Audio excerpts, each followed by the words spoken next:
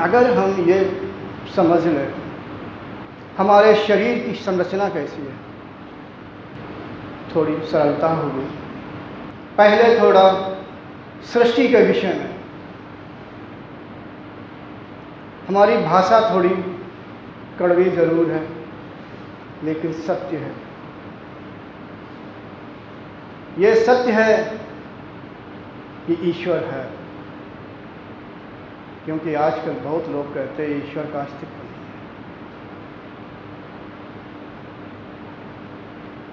अगर जो ऐसे कहते हैं या तो ईश्वर उनको जानने की इच्छा ही नहीं है, या तो अज्ञानी है। सिर्फ किताबों को रटने से ईश्वर की प्राप्ति नहीं हो जाती है। अगर ईश्वर को प्राप्त करना है तो प्रैक्टिकल करो। प्रैक्टिकल में भी एक जन्म में नहीं होगा, 2 जन्म में नहीं होगा, ढेरों जन्म लेने पड़ेंगे। जिस समय आपका चित्त एकदम से अत्यंत निर्मल स्फटिक मणि के समान हो जाएगा, उस समय आपको ऋतंभरा प्रज्ञा प्राकट हो जाएगा। इसके बाद ज्ञान की चौथी अवस्था में आपको सगुण ब्रह्म की क्षणिक देर के लिए दर्शन हो जाएगा। वो भी एक बार में नहीं देख पाओगे। दिव्य दृष्टि भी एक बार में देखने की सामर्थ्य नहीं रख पाएगी। वो भी धीरे धीरे धीरे धीरे नीचे से ऊपर, ऊपर से नीचे थोड़ा आप देख पाएंगे। ये एक संक्षेप में 2 शब्दों में बात कर दी। लोग कहते हैं कि ईश्वर नहीं है।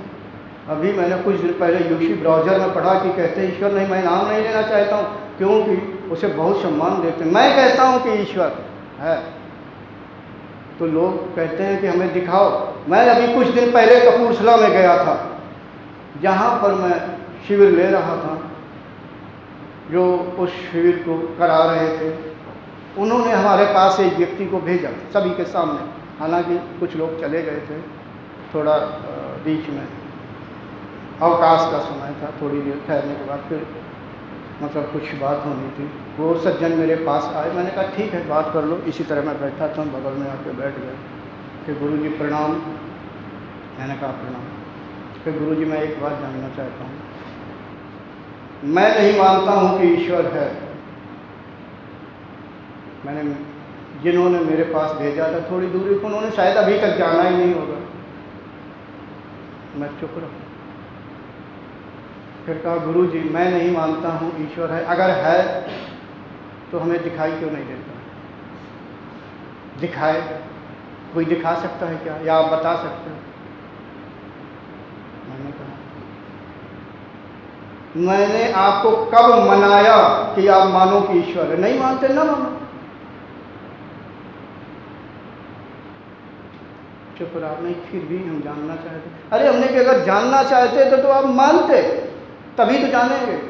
पहले मानिए तब जानेंगे। जब मान ही नहीं रहेगी, उसकी उपस्थिति नहीं है, तो जानेंगे क्या? साधको यही परम सत्य है कि ईश्वर ही है, और ईश्वर के द्वारा ही सृष्टि हुई है। यदि अटल सत्य है, सिर्फ थोड़ा सा ज्ञान लेके इस संसार का, स्थूल संसार का, और कहते हैं कि हम इतने बड़े श्रेष्ठ हो गए।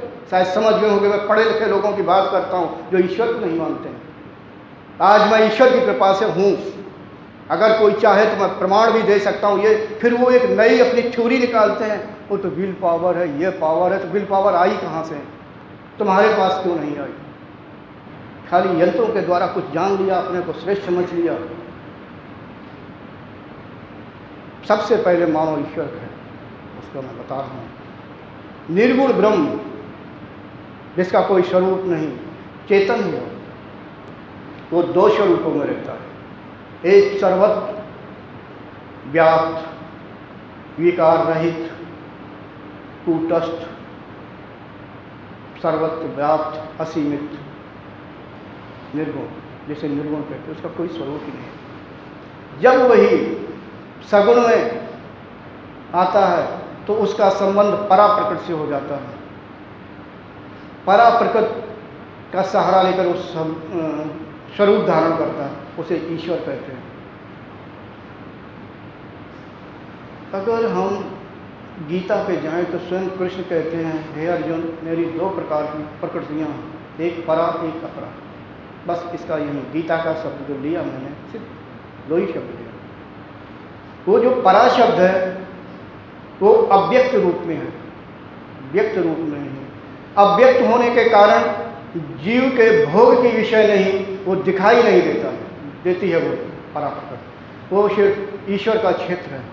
उस ईश्वर के क्षेत्र में थोड़ी जगह में सृष्टि का कार्य होता है, थोड़ी जगह में सृष्टि का कार्य होता है। वो जो पराप्रकृति है, जो यह ईश्वर है, ईश्वर के चित्त के अंदर, अब चित्त का मतलब व्यापकता, उसका पूरा जो स्वरूप है पराप्रकृति को, उसके लिए मैं कह रहा हूँ थोड़ी सी जगह में कार्य हो रहा है, यानी सृष्टि हो रही है।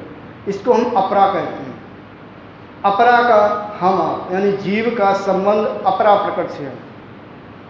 दोनों में भिन्नता ये है, परा ईश्वर से संबंध है, अपरा उसका जीव से संबंध है। परा में गुण किसी प्रकार का कार्य नहीं करते हैं, क्रियाशील नहीं होते हैं, वो साम्यावस्था में रहते हैं, अर्थात शुरू से लेकर अंत तक, यानी जब तक अस्तित्व रहता है वो सम रूप से रहता है। इसीलिए कहते हैं कि पराप्रकृति साम्यावस्था वाली है।